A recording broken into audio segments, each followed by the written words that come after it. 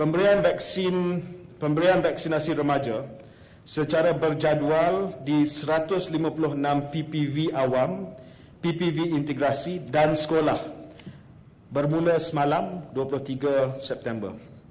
Melalui pendekatan ini, pemberian vaksin adalah secara berjadual kecuali untuk remaja yang tidak bersekolah, maknanya dia no longer in the school system. Remaja yang sedang belajar di IPTA, IPTS, dia masuk awal, maksudnya dia usia 17 tahun dah masuk IPTA, IPTS, atau remaja yang homeschooling, yang bersekolah di rumah. Mereka sahaja dibenarkan untuk walk-in di PPV. Ya, perkara ini telah disebut berulang kali, tapi masih lagi ada yang walk-in. Sepatutnya mereka yang tidak tergolong di dalam kategori ini tunggu untuk jadual janji temu mereka dimaklumkan kepada mereka oleh sekolah mereka dan juga MySejahtera, supaya pemberian vaksin remaja ini dijalankan dengan teratur seperti mana program PIK yang kita telah buat sebelum ini. Saya ingin menasihatkan ibu bapa supaya tidak bergegas ke PPV bersama anak untuk vaksinasi, kerana jadual janji temu vaksinasi remaja dibuat dengan kerjasama pejabat kesihatan dan pendidikan daerah terlebih awal. Seterusnya, pihak pengurusan sekolah melalui guru akan memaklumkan jadual vaksinasi mengikut giliran sekolah kepada ibu bapa atau penjaga.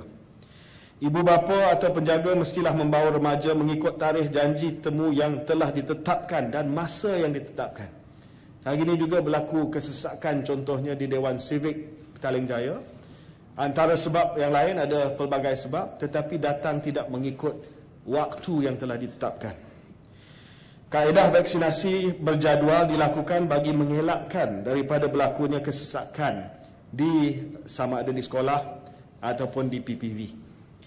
Bagi murid sekolah berasrama penuh dan harian, janji temu akan diberikan melalui aplikasi MySejahtera, di mana remaja akan divaksinasikan di sekolah atau di PPV berdekatan tempat tinggal mereka.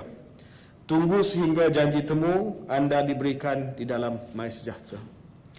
Saya juga ingin mengingatkan semua PPV yang terlibat, pihak PKD dan juga PPD, pejabat kesihatan dan pendidikan daerah, supaya mengikut arahan atau ketetapan yang telah diumumkan berhubung kaedah pemberian vaksin kepada remaja yang saya dah jelaskan tadi, yang Timbalan Menteri telah pun menjelaskan beberapa hari yang lepas.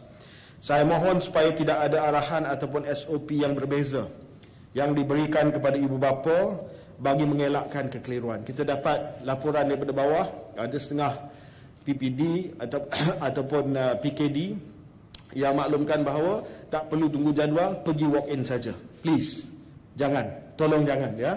Kita nak buat secara teratur, dan saya nak memberi jaminan kepada ibu bapa dan juga kepada para remaja bahawa bekalan vaksin kita cukup.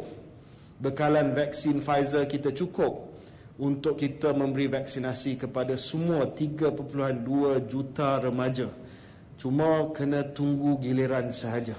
Dan ia tidak akan mengambil masa yang berbulan-bulan seperti sebelum ini, sebab bekalan dah sampai, dah ada dah. Cuma kita nak kena susun dengan teliti, dengan baik perjalanan jadual tersebut, dan anda akan divaksinasi dalam tempoh masa beberapa hari ataupun beberapa minggu lagi nanti. Dan kita akan minta supaya Kementerian Pendidikan Malaysia cepat keluarkan jadual supaya ibu bapa tidak rasa khawatir ataupun resah mereka masih lagi tidak diberitahu berkenaan dengan tarikh janji temu anak-anak mereka. Ya, kita nak vaksinasikan anak tuan-tuan puan-puan semua, tetapi tunggulah untuk mendapat janji temu dan juga detail janji temu daripada sekolah ataupun melalui MySejahtera.